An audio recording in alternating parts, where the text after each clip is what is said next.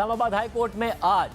سابق وزیر اعظم عمران خان اور سابق وزیر اعظم نواز شریف کے کیسز میں اہم سماعت ہوئی ہے۔ اسلام آباد ہائی کورٹ کے ڈویژن بینچ نے عمران خان کی سائفر کیس کے حوالے سے ایک درخواست منظور اور ایک مسترد کر دی ہے، جبکہ نواز شریف کے وکلا کو اگلے ہفتے ایون فیلڈ ریفرنس کیس میں سزا کے خلاف دلائل دینے کا کہہ دیا ہے۔ لیکن ان سب کیسز میں سب سے اہم آج سائفر کیس میں اسلام آباد ہائی کورٹ کے ڈویژن بینچ کا فیصلہ ہے، جس نے وزارت قانون کی جانب سے سائفر کیس کے جیل ٹرائل کے حوالے سے جاری ہونے والے 5 نوٹیفیکیشنز کو غیر قانونی اور 2 نوٹیفیکیشنز کو غیر مؤثر قرار دیتے ہوئے باقی کے 2 نوٹسز کی قانونی حیثیت پر اعتراض اٹھا دیا ہے، جس سے سائفر کیس کی جیل میں ہونے والی اب تک کی پوری کارروائی پر سوال کھڑا ہو گیا ہے۔ عمران خان نے سائفر کیس کے جیل ٹرائل اور جج کی تعیناتی پر اسلام آباد ہائی کورٹ میں چیف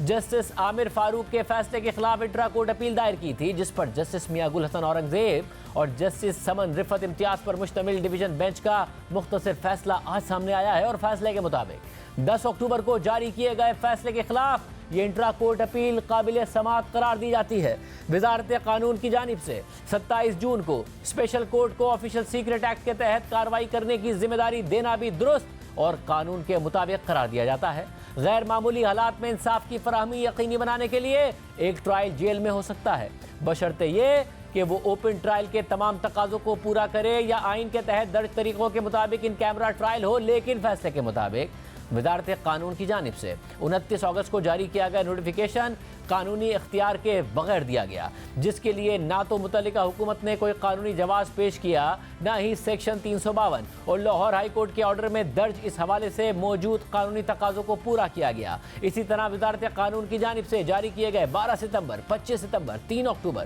اور 13 اکتوبر کے نوٹیفیکیشنز کی بھی کوئی قانونی حیثیت نہیں ہے، کیونکہ یہ مجاز اتھارٹیز کی جانب سے سیکشن 352 اور لاہور ہائی کورٹ کی جانب سے دیے گئے رولز پر پورا نہیں اترتے۔ اور فیصلے کے مطابق وزارت قانون کی جانب سے 13 نومبر کو جاری کیا گیا نوٹیفیکیشن جو کابینہ کے 12 نومبر کے فیصلے کی روشنی میں جاری کیا گیا تھا، اور 15 نومبر کا نوٹیفیکیشن جو کابینہ کے 15 نومبر کے فیصلے کی روشنی میں جاری کیا گیا تھا، اس کی بھی کوئی قانونی حیثیت نہیں ہے، کیونکہ اس سے پہلے اسپیشل کورٹ کے جج نے سیکشن 352 کے تحت عدالتی کارروائی کے دوران اس حوالے سے کوئی آرڈر جاری نہیں کیا تھا۔ یہاں یہ بھی واضح کیا جاتا ہے کہ وزارت قانون کی جانب سے 15 نومبر کو کابینہ کے فیصلے کی روشنی میں جاری کیے گئے نوٹیفیکیشن کا ماضی سے اطلاق نہیں ہوتا، جس کے نتیجے میں 29 اگست سے جاری سماعتیں اور اس حوالے سے ہونے والے جیل ٹرائل کو اوپن ٹرائل نہیں قرار دیا جا سکتا، کیونکہ یہ قانونی اعتبار سے اوپن ٹرائل نہیں تھا۔ اس حوالے سے دائر درخواست کو قابل سماعت قرار دیا جاتا ہے، یعنی اسلام آباد ہائی کورٹ نے سائفر کیس کے جیل ٹرائل پر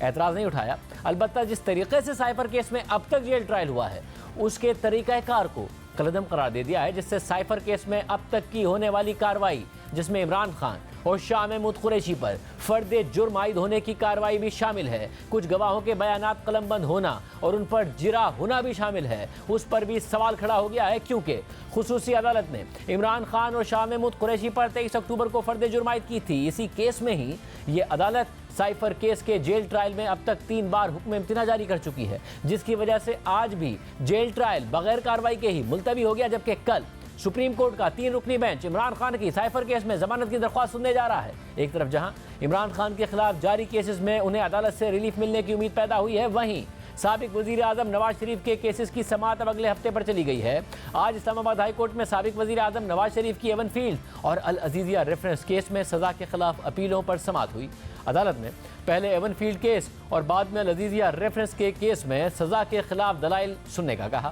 آج اسلام آباد ہائی کورٹ میں سماعت کے دوران نواز شریف کے وکیل اعظم نذیر تارڑ نے دلائل دیتے ہوئے کہا کہ ایون فیلڈ ریفرنس کیس میں سپریم کورٹ میں شریک ملزمان کی بریت کے فیصلے کو چیلنج نہیں کیا گیا۔ بریت کا فیصلہ چیلنج نہ ہونے کے باعث وہ حتمی صورت اختیار کر چکا ہے۔ اس پر جسٹس عامر فاروق نے کہا کہ العزیزیہ کیس کی اپیل میں صرف اتنا ہوا تھا کہ سزا معطل ہوئی تھی۔ العزیزیہ کیس میں کبھی میرٹ پر دلائل نہیں سنے گئے،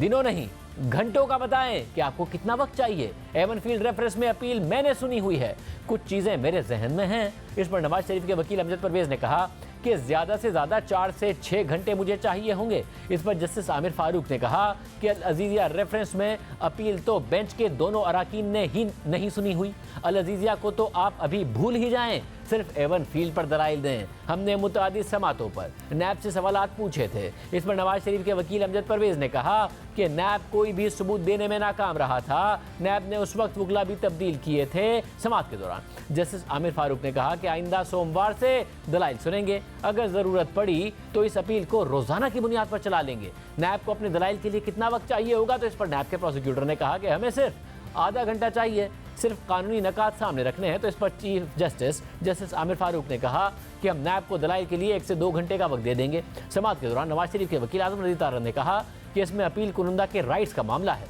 रिकॉर्ड की बातें हैं, कोई राज नहीं है, चीज़ें अदालत के सामने रख देंगे। इस पर जस्टिस आमिर फारूक ने उनसे कहा कि एवनफील्ड केस की पहले अपीलों का फैसला करने वाला बेंच कोई और था। इस पर आजम रज़ी तारड़ ने कहा कि ये अपीलें जुज़वी तौर पर सुनी गई अपीलें नहीं हैं, इनको नए सिरे से सुनना है। इस पर जस्टिस आमिर फारूक ने कहा कि अल-अज़ीज़िया रेफरेंस केस में अपील में इससे पहले बेंच में दूसरे जज मौजूद थे, तो अब उस केस की हद तक क्या दूसरा बेंच तश्कील दिया जाए। इस पर आजम रज़ी तारड़ ने कहा कि हमने तो 2 रुकनी बेंच में बेंच के सरबरा को ही देखा है। इस पर बेंच में मौजूद जस्टिस मियां गुल हसन औरंगज़ेब ने कहा कि 2 रुकनी बेंच की तश्कील का एक मकसद होता है। आज की समाअत में अदालत ने नवाज शरीफ के वकला से 27 नवंबर को दलाइल तलब करते हुए समाअत पीर तक मुलतवी कर दी। इन सब मामलात के हवाले से बात करते हैं, हमारे साथ मौजूद है माहिर कानून इमरान शफीक साहब। इमरान शफीक साहब, बहुत शुक्रिया मुझे ज्वाइन करने के लिए। सबसे पहले इमरान खान साहब का साइफर केस बहुत तेज़ी से आगे बढ़ रहा था, जज साहब बहुत तेज़ी से आगे बढ़ा रहे थे, chief justice Islamabad high court से रिलीफ नहीं मिला था, मगर आज डिवीजन बेंच उन्हें रिलीफ फराहम करता है। अब तक की कार्रवाई क्या कलदम तस्वुर की जाए और इसे इमरान खान साहब के लिए क्या आप एक बहुत बड़ा रिलीफ समझते हैं? देखिए, कानूनी एतबार से जो इस्लामाबाद हाई कोर्ट का आज का फ़ैसला है वो मेरी नज़र में बहुत मुतवाज़न और साइब फ़ैसला है और मज़बूत फ़ैसला है इस एतबार से कि इस्लामाबाद हाई कोर्ट ने एक तरफ तो ये कहा कि जो कोर्ट है जो बनी गई थी जिस नोटिफिकेशन के तहत जिस अंदाज वो बरकरार रहेगी। इसका मतलब यह है कि इमरान खान साहब का जो जज साहब जो केस सुन रहे हैं वही जज साहब उस केस की समाअत करेंगे। दूसरा, जेल ट्रायल के हवाले से अदालत ने बता दिया कि जेल ट्रायल को ओपन ट्रायल की तमाम खुसूसियात को पूरा करना चाहिए और यकीनन अब जेल ट्रायल को सिर्फ इमरान खान साहब के केस की बुनियाद पर जेल ट्रायल ही को बुनियादी तौर पर गैर कानूनी करार नहीं दिया जा सकता, क्योंकि पाकिस्तान में सैकड़ों ऐसे केसेस हैं और मुल्क में ज़रूरत होती है जेल ट्रायल की बहुत से केसों में। इसलिए ये एक पब्लिक एक इंटरेस्ट का फैसला होता है, अदालत ने बहुत सी चीज़ों को देखना होता है। तो ये जेल ट्रायल की हद तक, लेकिन ओपन ट्रायल की तमाम खुसूसियात वो पूरा करता हो, ये भी बिल्कुल ठीक दुरुस्त बात है। और जो इमरान खान साहब पर जो पूरी कार्रवाई की गई थी इस पूरे अरसे में, जो चार्ज फ्रेम किया गया, जो 3 गवाहान रिकॉर्ड हुए, उन पर जिरा हुई, उस पूरी कार्रवाई को अदालत ने कलअदम करार दे दिया और बताया कि वो ओपन ट्रायल की ज़रूरियात को, लवाजमात को जो है वो पूरा नहीं कर रही थी। तो ये तीनों रिलीफ इमरान खान साहब के केस में यकीनन ये दोनों तरह की सूरत हाल है। बहुत सी जो चीज़ें वो चाहते थे उनको मिल गई, जो नहीं चाहते थे वो भी मिल गई। लेकिन मैं इसको बुनियादी तौर पर ये समझता हूँ कि ये इमरान खान साहब के हक़ में बुनियादी तौर पर ये कोई बहुत अच्छा नहीं हुआ, इसलिए कि इसके देरपा असरात की मैं बुनियाद पर बात कर रहा हूँ। ये ट्रायल अगर मुकम्मल भी हो जाता और इमरान खान साहब को इस तरह के ट्रायल में अगर सज़ा हो जाती तो आखिरकार अदालत का फ़ैसला यही होता कि ये चार्ज ही गलत था, ये प्रोसीडिंग ही गलत थी और ये ओपन ट्रायल के तकाज़ों को जिस अंदाज में ये केस बढ़ रहा था ये पूरा नहीं कर रहा था। तो ये इसका फ़ायदा इमरान खान साहब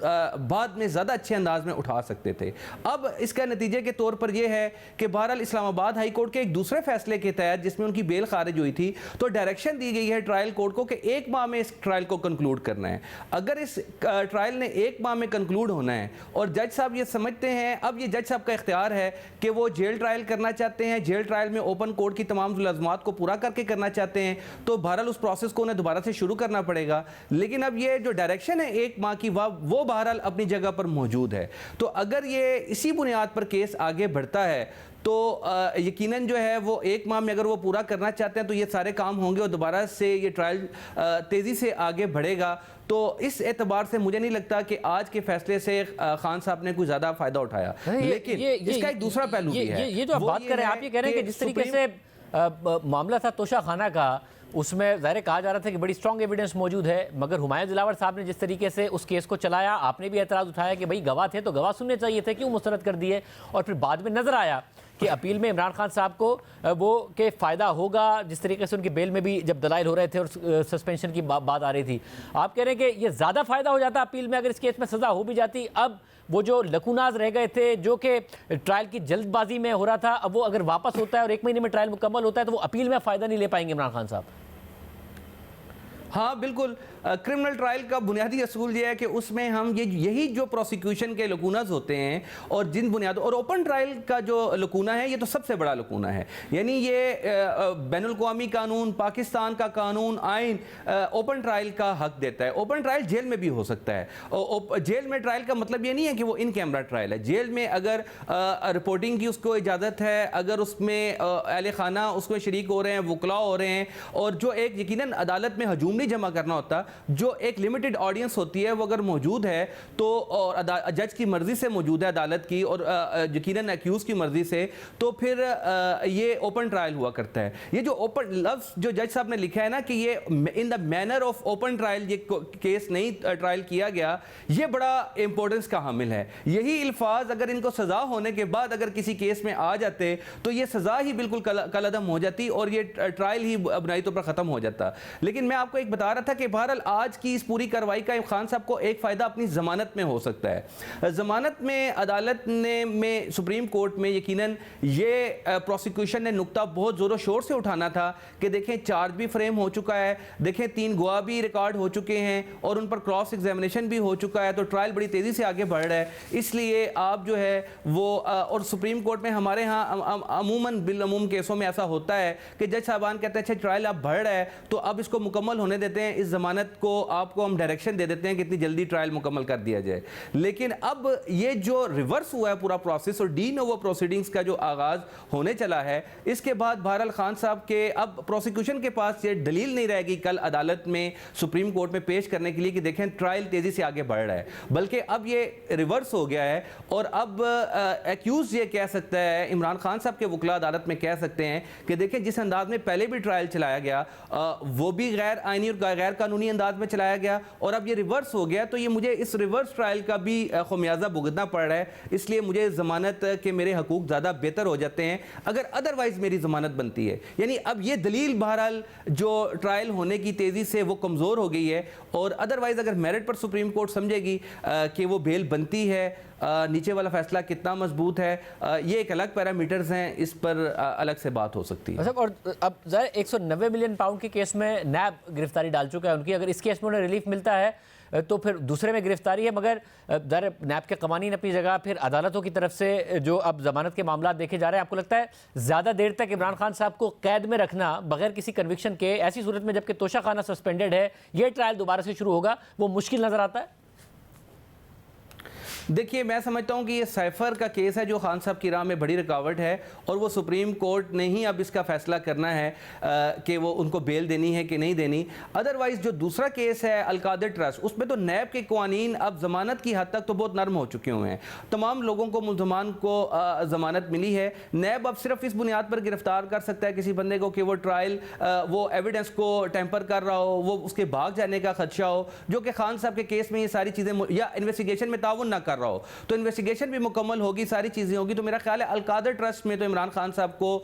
ویسے ہے ٹائم گزارنے کے لیے اگر اندر رکھا جائے، ورنہ قانونی اعتبار سے ان کی گرفتاری کے بعد بھی ان کے ضمانت کے بہت روشن امکانات ہیں، اور وہ چند دنوں میں القادر ٹرسٹ میں ضمانت لینے میں کامیاب ہو جائیں گے۔ سائفر کیس ہے اور اس کے بھی جو بنیادی نکات ہیں وہ بڑے لمیٹڈ سے ہیں، اور جب سپریم کورٹ میں یہ چیز سامنے آئے گی تو صرف اس بنیاد پر کہ اس کیس میں سزا ڈیتھ پینلٹی ہو سکتی ہے یا 14 سال ہو سکتی ہے، یہ کافی نہیں ہے، بلکہ سب سے پہلے یہ دیکھنا ہے کہ کیا سائفر کا جرم جس انداز میں پروسیکیوشن نے بتایا ہے کیا واقعی ہی یہ اسی انداز میں ہوا بھی ہے، اور اس کی کیا ایویڈنس ریلیونٹ موجود بھی ہے کہ نہیں۔